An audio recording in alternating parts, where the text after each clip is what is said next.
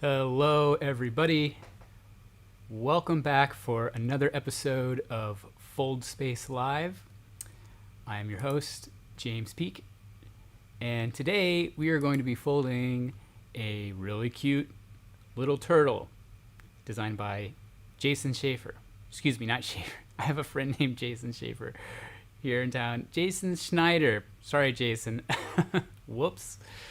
Okay, so anyway, yes, we're here to fold this adorable little turtle. And I happened to learn this model at this summer's Origami USA convention in New York City. And I know some of you out there watching were probably also there as well. It was a fabulous convention experience. And truth be told, all of the models that I am teaching in this live stream series, from last week's alligator to this week's turtle to, well, next week okay, so let me start over here. Okay, so at the convention, I learned Julie's alligator. I also learned the box turtle that we're about to fold. And then I also learned William Hartman's wonderful little toad model, okay? And on top of that, I also learned Jason Schneider's Arbor Rose model, which is one of the models included in this month's Autumn Retreat.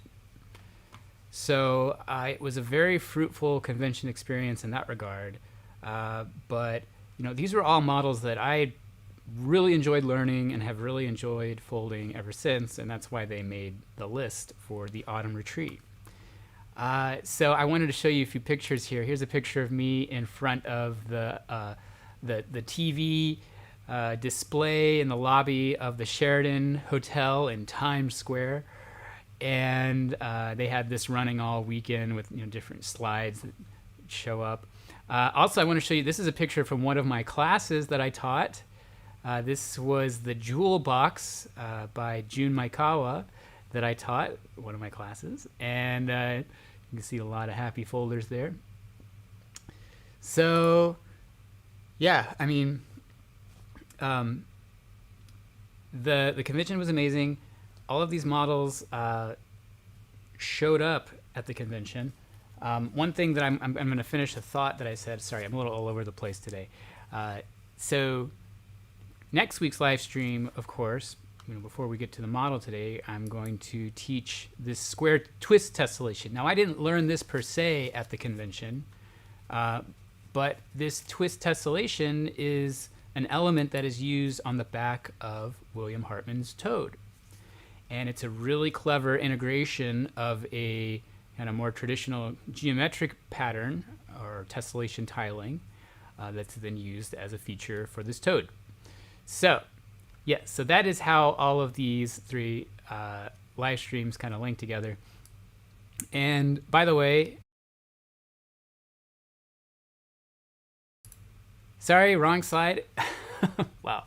I would encourage you to register for the Foldspace Autumn Online Retreat happening at the end of this month. And tickets are $40. It'll be 6 classes over 3 days. I have yet to actually post the actual schedule of classes of when things will be happening, but I hope to do that sometime this weekend. Okay.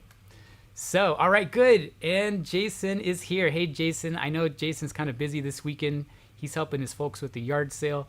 I can relate. I had a big yard sale last weekend too. Whoa, it's a lot of work.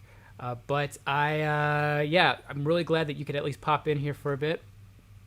And so, without further ado, let's go back here to my overhead view. Let's clear some of this stuff out of the way. And let's talk about Jason. So, Jason also happens to be the treasurer on the board of Origami USA. And when I was at the convention, I actually got to see him present on at the annual meeting about the organization finances. I thought that was very interesting, Jason. And yes, it is turtle time. Speaking of which, I got here some diagrams that Jason published on the Origami USA online publication called The Fold. So if you would like diagrams for this model, I highly encourage you to go join Origami USA. Then you get access to The Fold, and you can get these diagrams along with tons and tons and tons of other content. And today we are actually going to be working from these diagrams. I'm going to do something a little different than I normally do. So, like last week I had the actual individual slides of each step in the corner, but I thought today it might be cool to actually work from the diagram, because then we could talk a little bit about diagramming elements. I know some people are more accustomed to folding from videos. So, and I know a lot of you out there are probably seasoned veterans who, can fold from diagrams already. But I thought it'd be kind of a fun element for today's class. So another thing I want to mention too about Jason, Jason has a book that he published with Nicholas Terry called Origami Memories, which I highly recommend you go check out. This is the cover of my digital copy that I bought. You can buy it at origamishop.com, and there's a hyphen between origami and shop. And I have actually pasted the link to Jason's book in the description here on this video. So please, check it out. It has some really great models in it, and including, another reason I wanted to bring this up, so you might have seen there on the cover there, this is a model that I folded with Jason, at a different convention back in the fall of 2023 at the Peacock Origami Convention in San Francisco. He taught his lovely warbler model, which appears in his book, Origami Memories. And that was my first sort of interaction with Jason, and I really love the warbler class. He's very entertaining. He's a very good teacher, very funny. He's already making jokes here in the chat. It is turtle time, and so I was very eager to take the other classes that he taught in New York this past summer. Okay, so let's talk a little bit about paper choice. So one thing I want to show you real quick on the diagram, and I love it when designers do this with their diagrams, is that they give you, not only do they give you the crease pattern and some recommended paper. Jason's favorite paper to use is Tant, and I would have to agree. I think Tant is an excellent choice for this model. He recommends 20 centimeters or more. Now 20 centimeters, that's about 8 inches. And so that's, I think, a really great size to work with. Now this one that you see here, this was folded from 6-inch paper or 15 centimeter paper. So 15 centimeter, 6-inch is totally doable. It does, some of the details do get a little small. I mean, it's not horrible. So I think, you can get away with using 6-inch or 15 centimeter kami or Tant or whatever origami paper you have. There is no color change. So if you were to use kami, that color, the white color, would be sort of hidden underneath. And so I'm going to use a piece of paper that is 10 inches just for the sake of the video. And I think those are all my housekeeping notes. I just want to give a shout out to Lee and Carol and Brent. I'm glad that you all could make it. And so here we go. So like I said, I'm going to try something a little different here. And you'll see here, this will look kind of like it normally does with this when I use the slides, but this is actually directly from the diagram, okay? So the first step is to make pinch marks as if you were making a book fold. Now here's one thing that I would do, this is just something that I do when I fold this model, is I do like to find the grain of the paper. Now it's not a huge, it's not going to have a huge effect on the final result, I think, but because you'll see why here in just a second. So I have found the grain of the paper by giving it a gentle squeeze from 2 edges and then moving it to the other 2.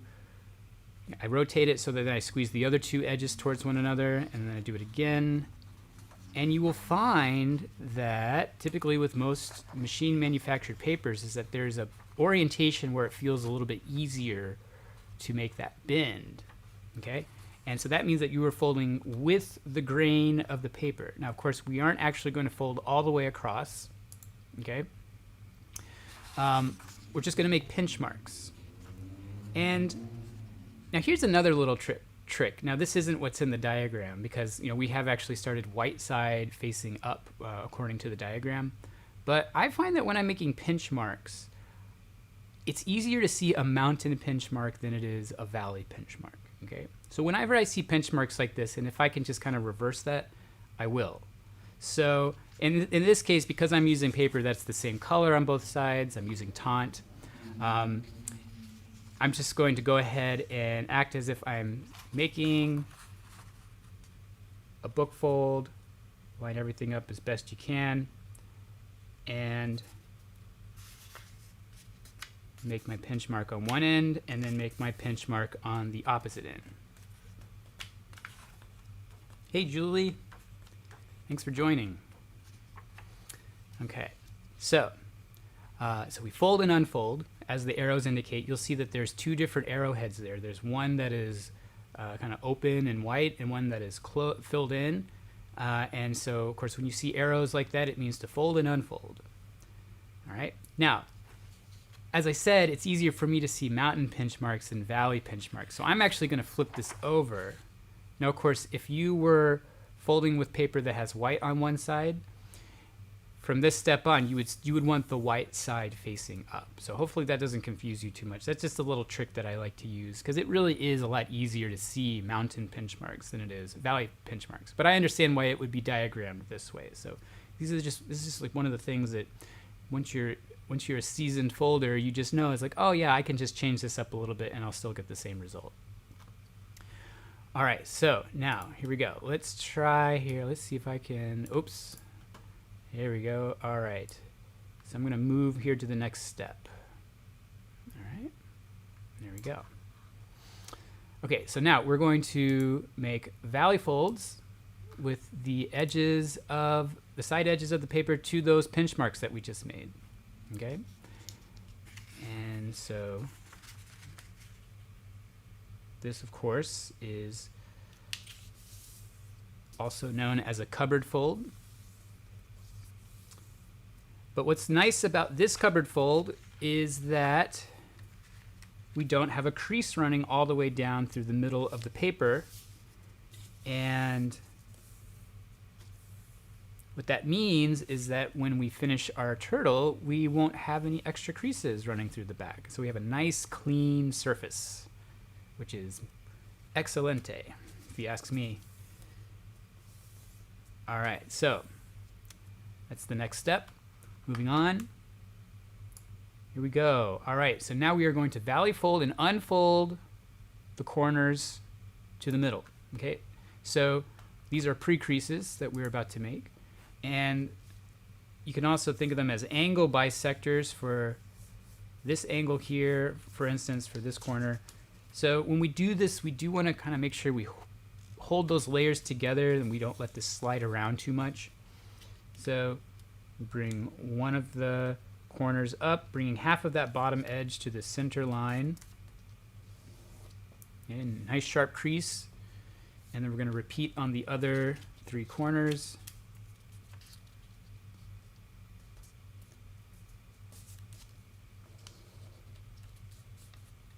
Okay. Now we don't actually have any arrows here, but if we read the text, it says to valley fold and unfold. Okay. And I'm going to rotate my paper like so for the other two.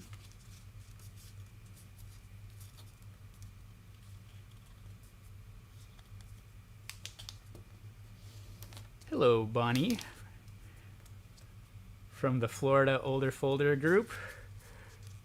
Welcome. Good to have you back. Okay, I'm doing my last corner here. Nice sharp crease. And then unfold. And of course, when you fold and unfold, typically that means that we are making pre-creases, okay?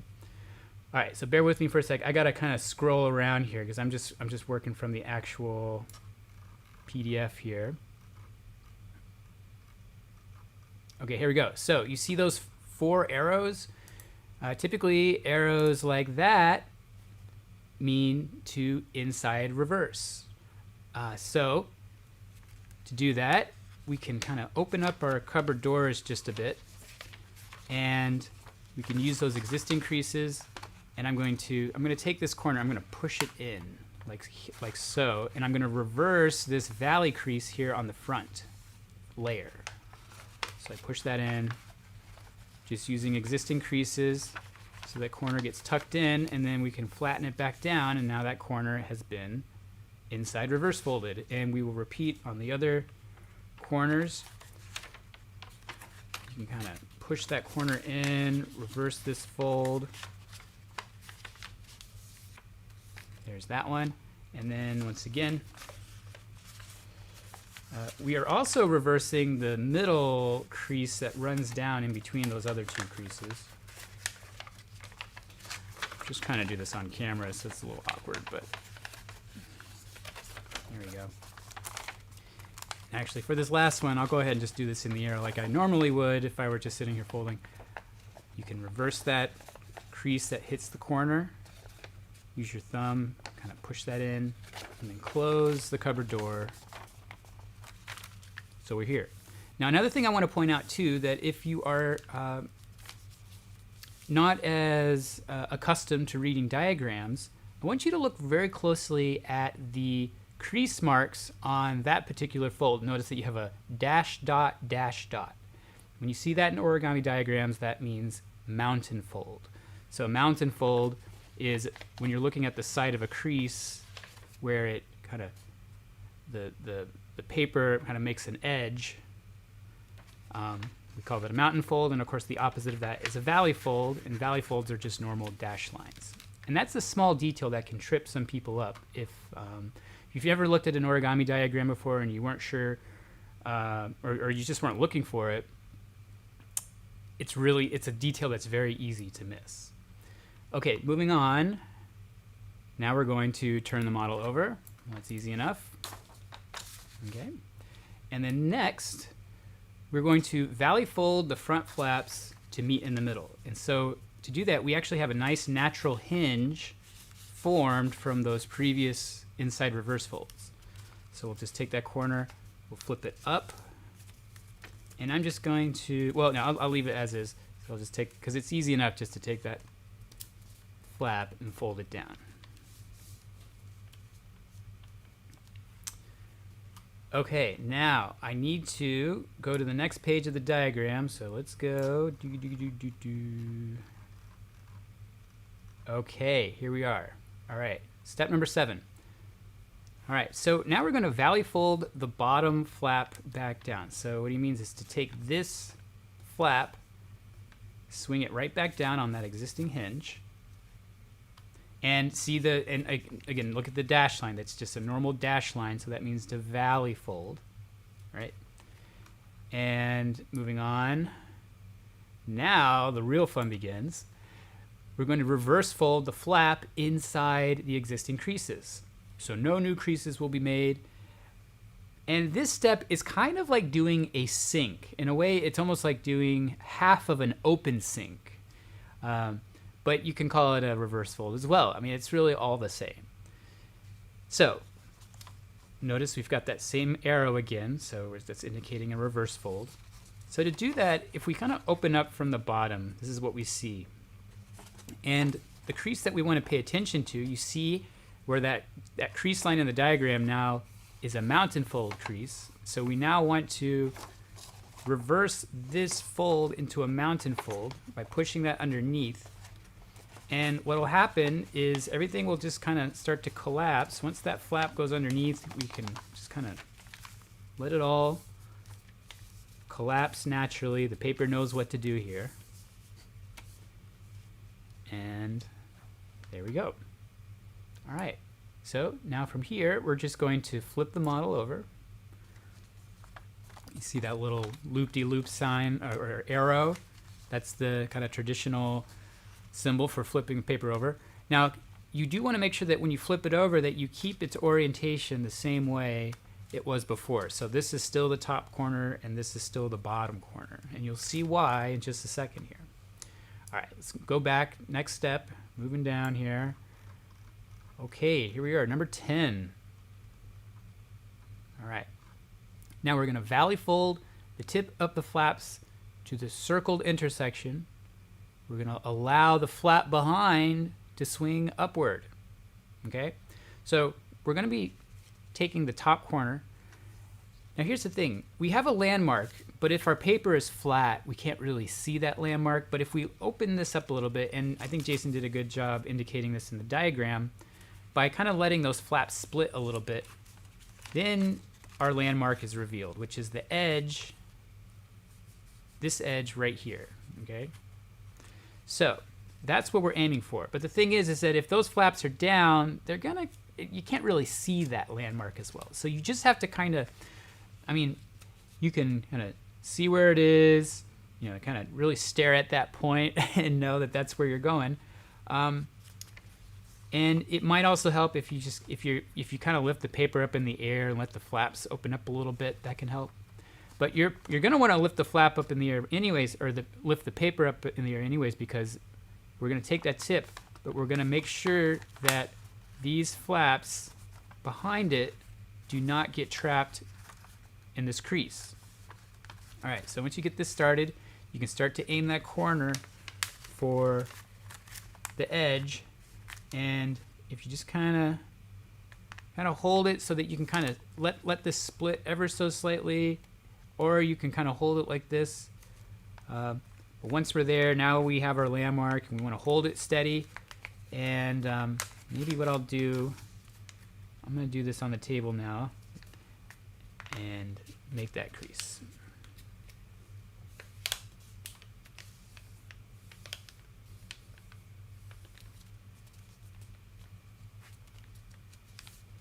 And that is the result. All right, now we are going to do some swivel folds, okay? So if you look closely at the diagram here, you'll see that you have both a valley crease line and a mountain crease line, okay? So that should tell us something. Well, it tells us everything we need to know, really, because we're going to want a valley crease line that extends down vertically, and it will extend down from where this edge starts banking up here, okay? And notice too, it's kind of subtle, but there's also a mountain crease line that follows this edge here. And so you'll see how that mountain crease forms. So we're going to swivel fold, and another way you can think of this is that we're also going to squash fold. So they're kind of one and the same. But here's the deal. You want to try to make sure that your crease is extending exactly from this point, okay? So to get it started, you're just going to reach underneath this flap and start to bend this over. Now what's going to happen is this corner here is going to approach the center right here, okay?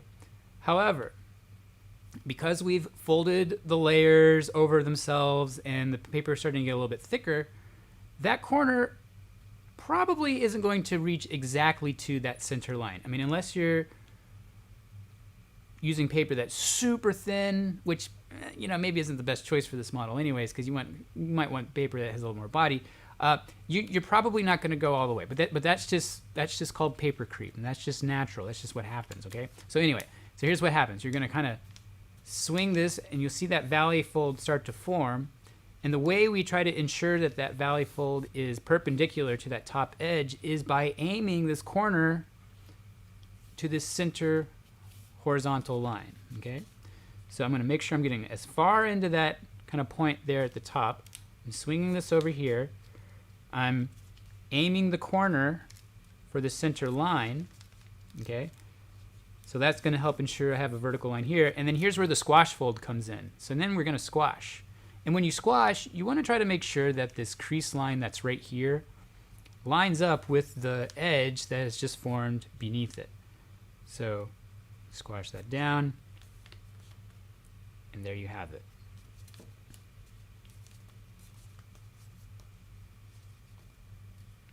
Oh, cool. So Mitzi in the chat also took Jason's Warbler class at Peacock. And the Turtle class. Cool. Yeah. All right. So now when I do this step, sometimes I like to adjust it a little bit. I don't know. I think, again, because of the thickness of the paper, that this corner might not be totally pointy, okay? That's just kind of how mine is ending up right now. I feel like, again, that's just kind of a natural thing, but it's fine. It's not going to be the end of the world here. So, all right, so we've done that on one side, and then now, here we go. We're going to do the same exact thing to the other side, okay? So, once again, I'm going to anchor my finger right at that point here. I'm going to get under this flap. I'm going to kind of turn the page of the book, aiming for the middle here. It's going to help. I guess, yeah, so if that corner hits the line, that's good. And then we're going to do our squash fold. And once again, you want to try to make this squashed flap symmetrical. And to do that, you can line up this crease with this edge underneath it. Hello, Carlo. Thanks for joining us. Thanks for all your support, too. All right. So, moving on. Let's go back here. Okay, now we're coming down here to step number 13, and we are going to valley fold the front legs up.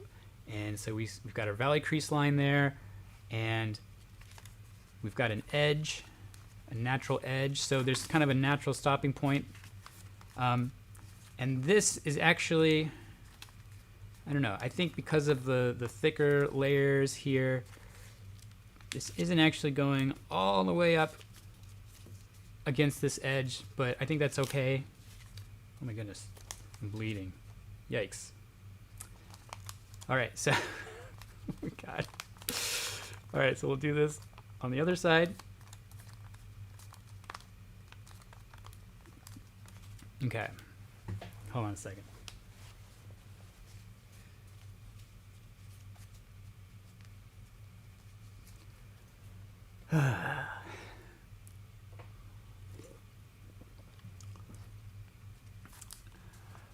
Okay. Now, moving on. Here we are, number 14. Valley fold in half, bringing the bottom flaps to meet the top. Okay. So, basically, we're just folding the whole model in half, like so. Okay. And so I'm going to do this kind of in the air because it's easier to kind of bend the paper, I find. And then I'm going to, line those bottom points up to the top point. Fold all the way across.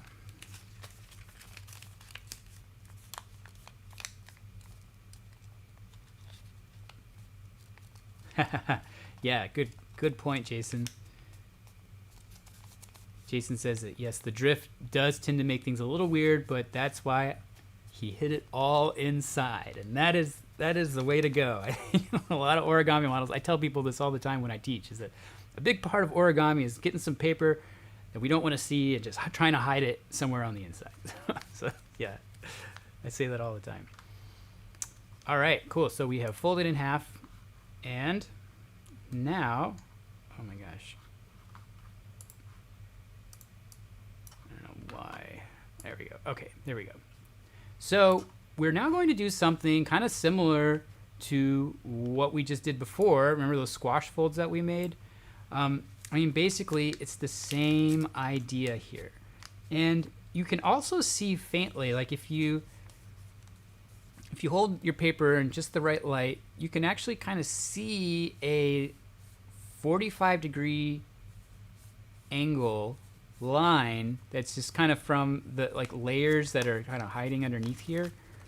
And so that actually gives us a pretty good indication of where the valley folds are going to happen here.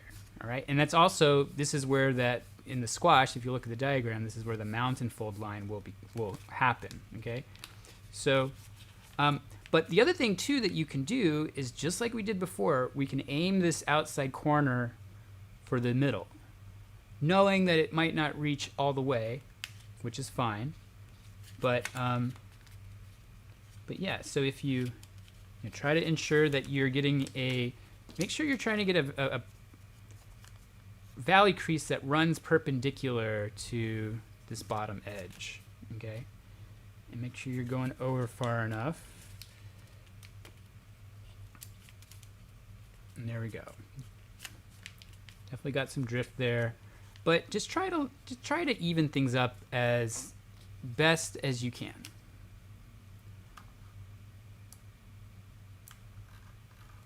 Okay, and of course we'll do the same thing on the opposite side. Yeah, it's cool because this edge kind of finds itself once you kind of pull this up a bit. But you do want to try to make sure that you're getting that vertical crease and that you are aiming this corner towards the middle.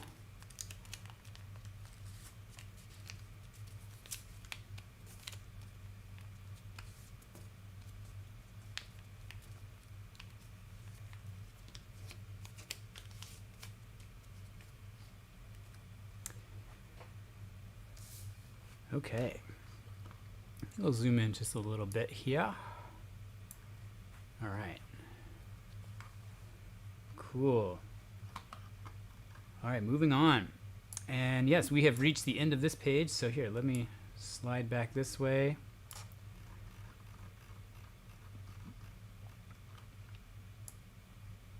Okay, number 16. We are now going to valley fold the legs down, and this is just like we did before. We just take those two flaps, but make sure you're only taking the top leg flap because there's another leg hiding underneath it. So just take that one, fold it down, and same on the other leg.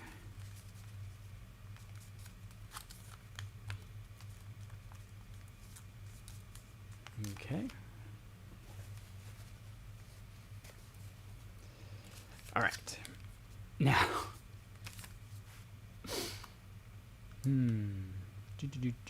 all right, so this is where the turtle really starts to take shape. Step 17, we're going to open up the pocket and turn the paper three-dimensional. And Jason advises to keep our creases soft. So here's what we do. We're just going to kind of open this up like we're opening a box, okay? But we do have to kind of reach inside here and kind of, we are sort of forming these soft creases that are here and here, okay? So if you can kind of you can squeeze these corners here and here, kind of push that together. And then we actually want to pick this up, do this in the air now, where we kind of just give it a really soft pinch along this edge here and again here. Now I just want to share just a quick story. So when I was a kid, long before I ever actually got into origami, every Christmas we would often, we would use these gift boxes that came from the department store. And then after the holiday and when it was time to clean up after opening presents, one of the things that I always loved to do was to recollapse those gift boxes, because then we would end up using them for the next year and the year after that. I mean, we had a lot of boxes that we used year after year, okay? And those gift boxes close in this exact same way. I mean, there's so many box designs that can collapse this way. And I remember how much I just loved doing that as a kid. And this is one of the early signs of my origami obsession later in life. There was just something about it that I found really cool, that you could go from this flat structure to something three-dimensional in that one fluid motion. Another thing that I'll do too sometimes with this is that, so these mountain folds, they tend to be a little bit exaggerated, especially if you're making nice sharp creases. So one thing you might do too is if you kind of push those in just a little bit, you're not really reversing them exactly, but you're kind of You're just kind of barely making them want to be valley folds.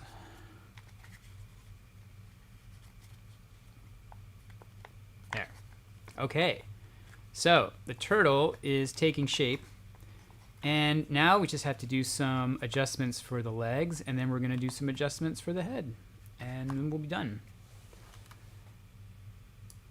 Okay, so now we're going to make some crimp folds. And once again, notice the two different types of dash lines. You have just a regular dash.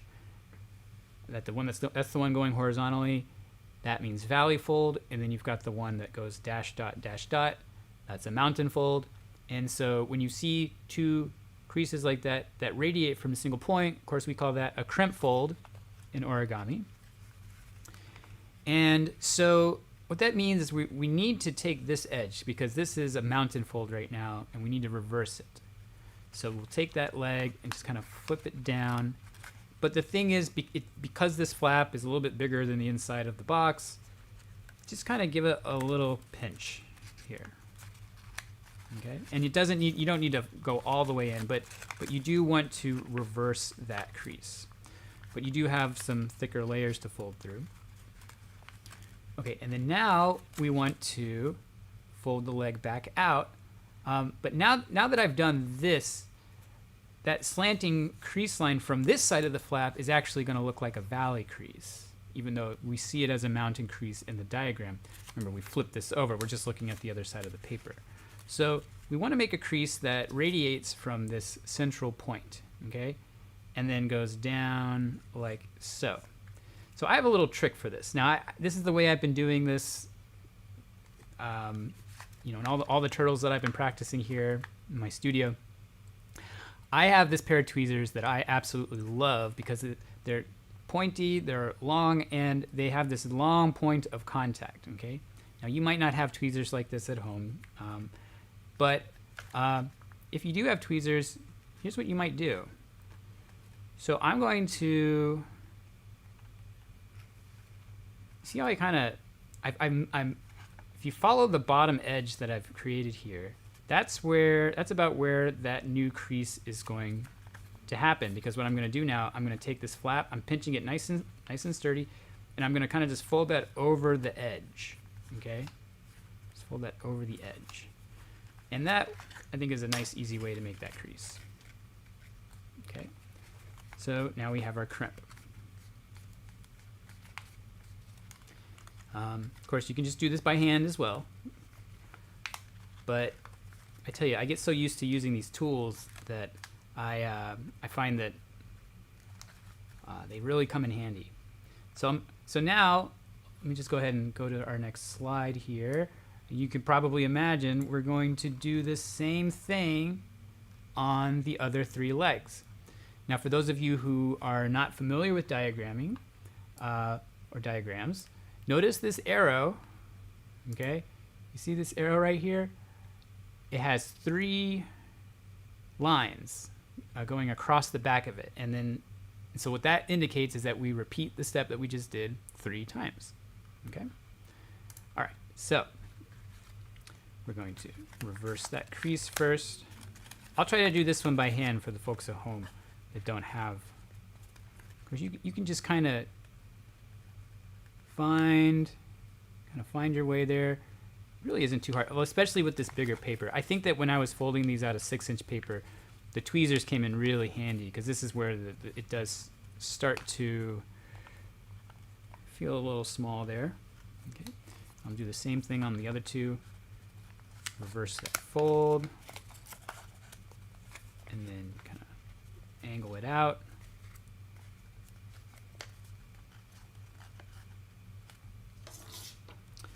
And once again, reverse the fold, angle it out.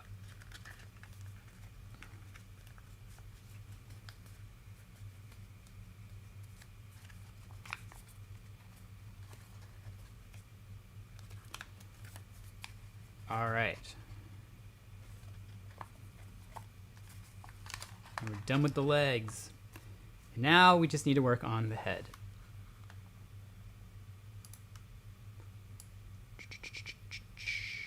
Okay, so we've got that eye symbol at the top, which indicates that we're now going to look at this from a different angle, which is from the front.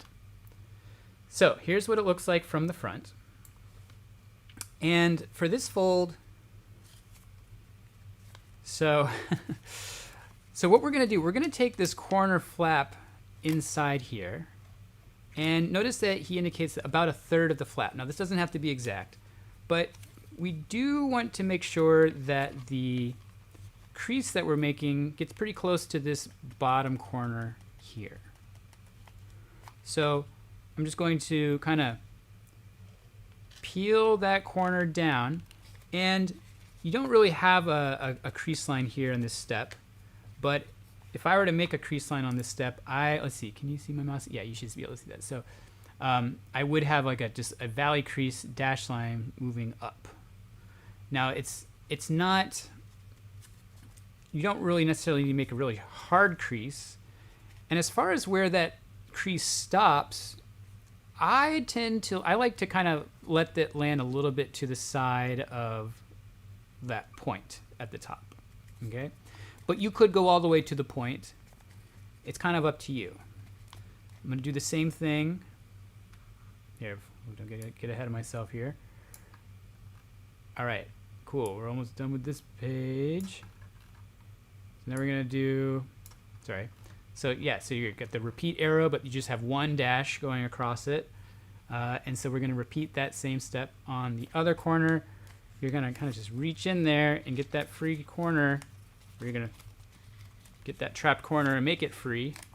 And then just even it up with about where you did the first one. Okay. All right, so there we are. Now, moving on. We're going to create valley folds along the edges and spread squash outward. So what that means is we're going to kind of get underneath these flaps here and here, and notice there's a horizontal valley crease line. And so this is going to start to come down like this. Let me show you the end result because I think that's very helpful. You see that shape? It's like the Superman logo. Or in other words, it's a 1, 2, 3, 4, 5. It's a hexagon, irregular hexagon. No, pentagon. Sorry, there's 5 sides, not 6. Yep. Okay. There you go. So you get your little gemstone shape there. Okay, and now the step 24 says to lift up the head to see the layers underneath. All right, so let me go ahead and go to the next page here because we're at the very end of our diagrams. We got one more page here. So we're going to pull out some of the trapped layers to make the head more three-dimensional.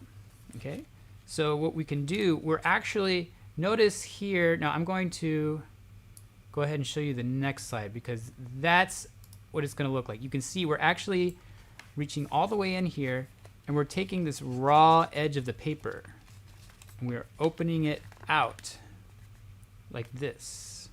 Okay, and we're going to do that on the other side too. Go all the way in there. Find that raw edge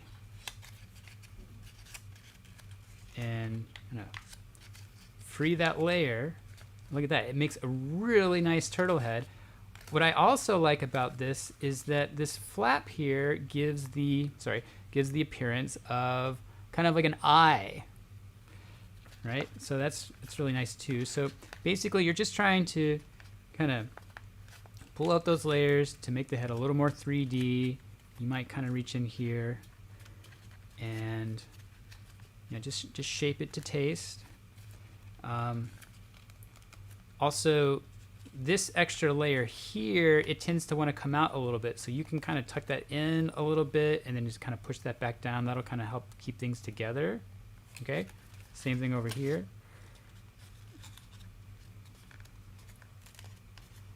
Okay, all right, and now that is our finished turtle. Now, before we go, there are a few things that I like to do And I'll show you that I did this on this particular one. If you're using a thicker paper, especially something like Tant, the paper is going to want to kind of open up a little bit. It wants to unfold, okay? And especially if you look at the legs with these thick flaps that we did these crimp folds through, it really wants to open up here, okay? So when stuff like that starts to happen, I like to get some water. Now, you could use a spray bottle, but actually when I make this, or when I have been making this here recently, I often have like a beverage nearby. And one day I was making this and I had an iced coffee. And so the cup of iced coffee had condensation on the outside of the cup. And that's really about all you need. And so what I would do, I would just kind of, and I can actually do it on this cold can too. If you just kind of like run your fingers across the condensation of the cup or can or whatever you have, then I would go in here and just kind of pinch those creases in the crimp to kind of let the water soak in a little bit, because you really don't need much. Okay, so I'm gonna do it again. See, one of the secrets to wet folding is to just use just the right amount of moisture and not too much. Okay, so you can do a lot with a little. All right, so once I've kind of moistened up these little crimps here, and some might argue that you might be better off wetting the paper before you even make these crimps, which I would agree with. I think that if the paper was already damp in that area, you would just make these crimps and it would probably work just as well. But a couple things. One, by doing it this way instead of spraying, you are localizing the moisture. And there's a lot of ways that you can do that, but because you don't need to get the whole model wet, you just need moisture in that one little spot, right? So you can do that. But the other thing too, I use these tiny little clips all the time. Let me tell you, they are so super duper handy. And so once you get it wet, you give it a little clip and clip these as well. Sometimes it can be hard to fit all your clips in, so you might just do like a few at a time, sit it down, let it dry, and then do the others.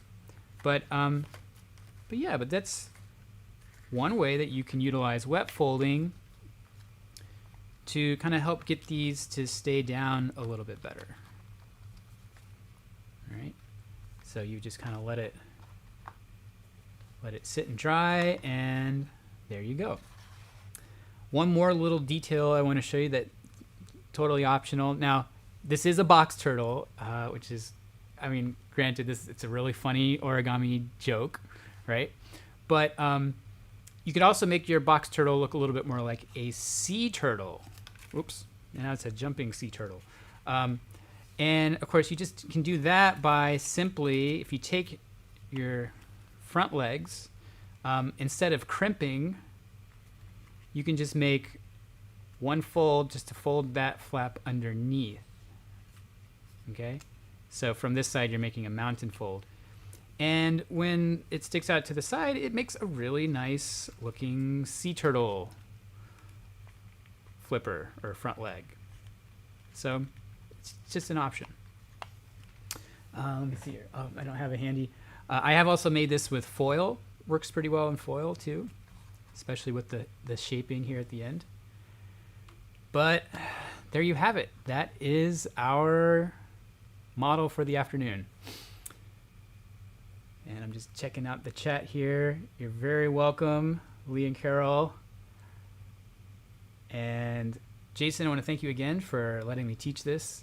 And if you'd like diagrams that you can print out or just save on your device, you can go become a member of Origami USA. I highly, highly recommend it. And thank you, Jason. Yeah, good. I'm glad you think so. And once again, if you'd like to join me for the Square Twist Tessellation, it'll be next week at the same time, Friday, 4 p.m. Eastern Daylight Savings Time, 8 p.m. GMT, Greenwich Mean Time. And yeah, it's a really fun tessellation, relatively simple, and I think it's a really good primer for if you're planning to fold the toad with us at the Autumn Retreat. By the way, of course, Autumn Retreat is happening September 27th through 29th. You can go register over on Circle. And one thing I'll mention too, I've already done 2 of the interviews. I interviewed Will and Julie this week. They were lovely interviews, and I plan on posting those in the event space here in the coming weeks. So you actually will get to watch the interviews before the actual retreat even happens. So you have that to look forward to. And yeah, and so there's that. And I think that's about it. Cool, Teresa. Glad you enjoyed it. Glad you liked it. You too, Julie. And oh, cool. Yes, Carlo. That's really funny. Yeah, it is such a clever little design. Very cute. Also, another thing I want to add is that I don't know a lot of simple turtle models in general. And a lot of the turtle models that I've done, I mean, I guess some of them are kind of 3D, but a lot of them tend to be kind of flat. So it's nice to have a model that's has a little bit more volume to it. Again, and specifically a simple turtle model that doesn't take too many steps to fold. And so yeah, so I'm definitely going to be keeping this in my back pocket, so to speak, because I have to have kids who ask me to fold them a turtle, and there have been times where I've been like, oh geez, like I just don't have any good turtle or turtles that I really like that I like to fold. But I know there are a few simple turtles out there that I know I've folded over the years. Oh, cool. It is boxy indeed. All right, so that's funny, Kathy. El Trut is spelled backwards. That's funny. Turtle, El Trut. Is that French? All right, cool. Well, again, thank you all for joining me. I hope to see you at next week's live stream. And by the way, you can check me out on Linktree. linktree.com/foldspace. All the links to these live streams and to the retreat and all the info are there, but that's also in the description down below. But yeah, that'll do it for today. I hope you all have a nice weekend, and I will see you all next time. Bye.